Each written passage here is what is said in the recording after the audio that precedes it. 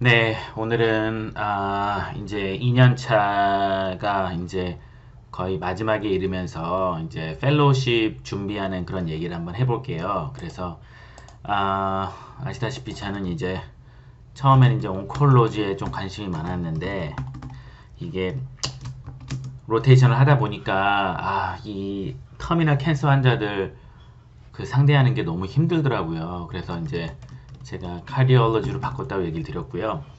어, 이제 펠로우십을 지원해야 할 때가 된 거죠. 그죠? 이제 뭐 제너럴 인터널 메디슨으로 하시는 분도 있는데 저는 서브 스페셜티가 하고 싶어서 이제 카디올로지 이제 지원을 하기로 결정을 하고 이제 지원을 해야 되는데 지금은 어떻게 됐는지 모르겠는데 저 때는 펠로우십을 1년 전에 지원을 해야 돼요. 그러니까 미국 내과는 3년이거든요. 그래서 1년, 2년, 3년 끝나고 바로 펠로우로 가기 때문에 2년 차에서 3년 차로 지나갈 때쯤에, 그러니까 7월 초에 3년 차가 되자마자 펠로우십을 지원해야 돼요.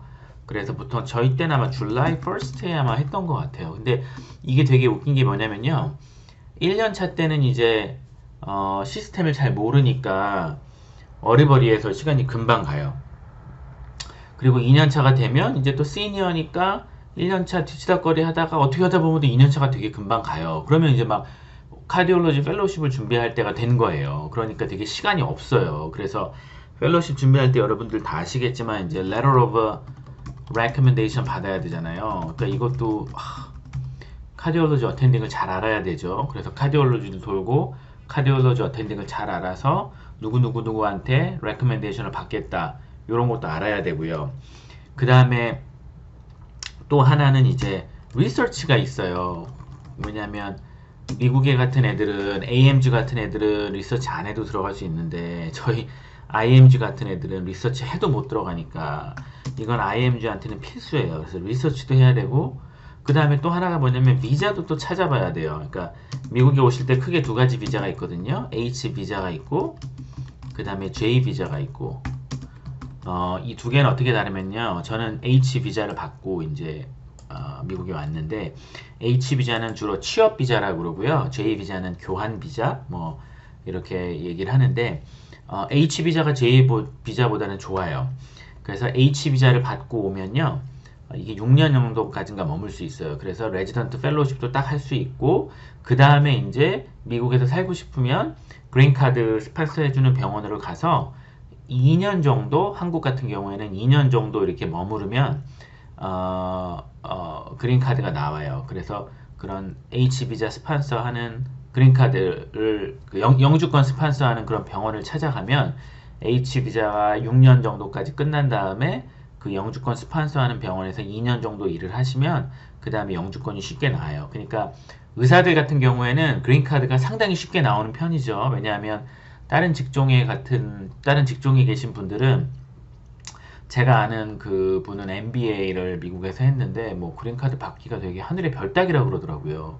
어떤 회사에 들어가서 4년, 5년 일해도 뭐 영주권 안 주고 뭐 나가라 그러는 경우도 있고 그래서 되게 힘든데 한국 의사들 같은 경우는 미국에서 자리 잡기 상당히 쉬워요. 그래서 이 H 비자를 받으면 그래서 H 비자가 좋은 비자고 J 비자는 H 비자 같이 6년 정도까지 머물 수가 있는데 이게 안 좋은 게 뭐냐면요.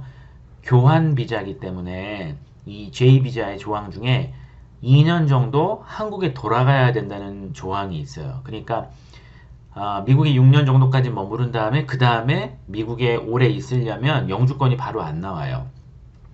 한국에 2년 갔다가 다시 돌아와야 되는 게 원칙이에요. 그러니까 안 좋죠. 미국에서 커리어를 쭉 하시려는 분들은 H 비자가 좋고 근데 또 J 비자를 받았어도 방법이 있어요. J 비자 웨이버라 그래서 J 비자에서 이제 영주권을 주는 방법이 있는데 바로 주는 게 아니라 웨이버라 그래서 약간 시골에 정말 사람들이 잘 안 가려고 그러는 시골 같은 그런 병원에서 2, 3년 정도 일을 하면 J 비자를 영주권을 스폰서를 해줘요. 그래서 웨이버 하시는 분들 상당히 많은데 물론 H 비자도 2년 정도 일을 해야 영주권이 나오는데 H 비자는 그래도 큰 도시에 있을 수가 있어요. 근데 J 비자는 정말 되게 외진 시골 같은 데로 가야 돼요. 그리고 J 비자 웨이버 하는 데가 또 많이 없으면 그것도 찾아봐야 되고 그렇기 때문에 좀 오래 걸려요. 그래서 비자는 최대한 H 비자를 받는 게 좋아요. 그리고 이 펠로우십 중에 J 비자만 받는 데가 있고 JH 다 받는 데가 있고 또 JH 하나도 안 받는 데가 있어요. 그래서 그런 프로그램을 잘 설치를 해야 돼요. 그래서 만약에 어떤 프로그램에서 We don't sponsor visa 그러는데 거기다 지원하면 돈 낭비죠. 30불, 35불 한 프로그램당 그 정도를 내는데 비자 스폰서 안 한다 그러는데 거기 무조건 지원하면 그냥 그 스크린 같은 데서 깎이니까 그런데 할 필요가 없죠. 그래서 저도 이제 그런 걸 많이 그 설치를 했죠. 그래서 여러 가지 프로그램 중에 어떤 게 이제 비자를 서포트하나 그렇게 해서 이제 준비를 하는 거죠. 그래서 letter of recommendation은 저 같은 경우에는 이제 제가 잘 아는 락시미 닥터 락시미한테 letter of recommendation 하나 받았고 그 다음에 코체릴 그렇게 카디올로지 2명 그리고 마지막은 프로그램 디렉터예요. 제가 그때 말했던 자넷 조클라 예, 요렇게 세 개니까 별로 크게 문제는 없고 그 다음에 리서치 가는 것도 이게 리서치를 일찍부터 준비해야 되는 게요. 2년차 끝날 때쯤 하고 3년차 때 그 3년차 시작할 때 펠로우십을 지원을 하기 때문에 리서치가 조금 늦어지면 뭐 아무것도 없이 그냥 펠로우십을 지원하게 돼요. 그러면 당연히 될 확률이 적죠. 그래서 저 같은 경우는 2년차 되자마자 막 리서치를 하려고 그 어텐딩들한테 가서 막 얘기를 했었거든요. 그래서 제 멘토가 이제 코체릴이었으니까 코체리랑 제가 논문을 좀 몇 개 썼는데 저는 그냥 욕심이 있었어요. 그래서 여러 가지 리서치 중에 다 해보자. 그래서 가장 쉬운 게 뭐 케이스 리포트잖아요.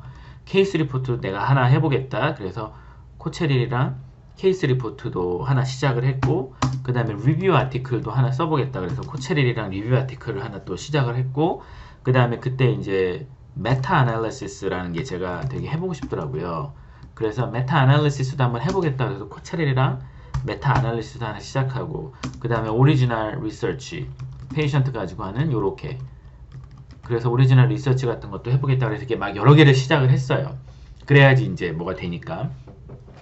그리고 비자 같은 경우도 이제 여러 가지 프로그램을 설치를 해서 저 같은 경우는 모든 프로그램을 다 이제 웹사이트를 가보는 거죠. 쉬워요. 되게 에라스라는 사이트에 가면 프로그램 이름이 있어서 클릭하면 바로 웹사이트로 가거든요. 거기 가서 잠깐 한 프로그램마다 한 2, 3분만 보면 비자 같은 거 금방 나오니까 그래서 We don't sponsor visa 그러면 그런 프로그램은 다 지우고 또 J 비자만 스폰서 한다는 프로그램이 있어요. 그런 비자도 다 지우고 H 비자 서포트 한다는 프로그램을 찾았더니 40 프로그램 정도가 되더라고요. 그래서 이 40 프로그램에 이제 지원을 하게 된 거죠. 그리고 이 리서치 같은 경우도 케이스 리포트도 제가 처음에 했던 케이스 리포트가 그때 칼 파운데이션 하스피탈에 셀렉티드 페이퍼인가 라는 그런 그냥 조그만 칼에서 나오는 저널 같은 게 있었어요. 거기다 내면 거의 100% 되는 피어 리뷰 되는데 이제 펀메드에 사이트 안 되고 하는 그런 데에서 케이스 리포트도 하나 했고 지원하기 전에 그래도 그게 어디에 없는 것보다 나으니까 그리고 리뷰 페이퍼도 그때 닥터 코체릴이 음악에 관한 뮤직에 관한 그런 연구를 뭐 하고 있었거든요. 그래서 환자 이렇게 EP 랩에서 환자 이렇게 아네스테릭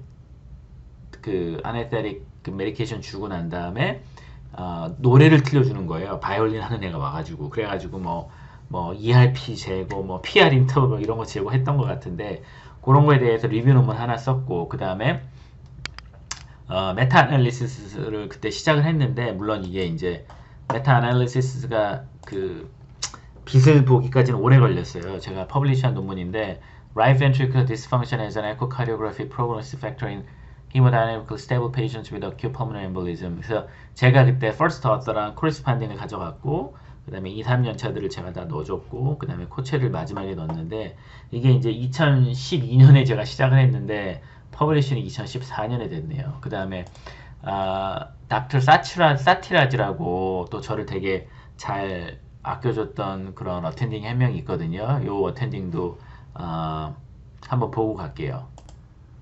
네, 바로 이 어텐딩인데요.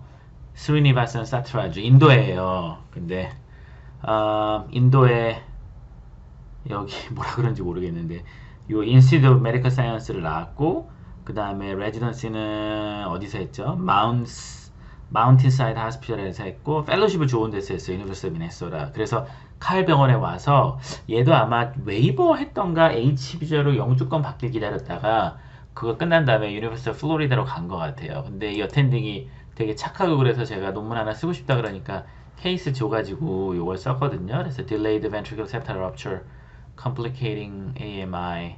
그래서 Inferior Myocardial Infarction 때 이 VSD가 되게 늦게 일어나는 거 가지고 또 논문 하나 냈거든요. 이거 2013년에 나왔죠. 그래서 이거는 다행히도 좀 일찍 나와서 그리고 또 오리지널 리서치 한 게 Prognostic Implication of Diastolic Dysfunction in Acute PE. 그래서 이것도 제가 코리스판딩 가져가고 코체리를 마지막에 조공해가지고 논문 나온 건데 그래도 이렇게 몇 개를 내야 이제 인터뷰 갔을 때 나 이런 리서치라도 한다 그래야 뭔가 나니까 그렇게 리서치를 하는 거죠. 그래서 이런 식으로 준비를 해야 돼요. 그래서 리서치 같은 경우도요 2년차 된 다음부터 빠르면 1년차 때부터 준비를 해야 되고 Letter of Recommendation은 뭐 어텐딩 잘 알면 되니까 이렇게 3개를 해가지고 이제 40개 프로그램을 좁혀가는 거죠. 그래서 이렇게 준비를 해가지고 이제 아마 7월 며칠 날 이렇게 어플라이를 하게 된 것 같아요. 그래서 예, 갑자기 이렇게 카디올로지 준비했던 생각이 나네요. 지금은 뭐 카디올로지스트가 돼서 이런 건 아무것도 아닌데 그래도 그때 인터널 메디슨 내과 2년차 때는 이렇게 준비를 해야 되니까 예, 이렇게 준비한 얘기를 좀 했고요. 다음에 또 영상 올리도록 하겠습니다. 감사합니다.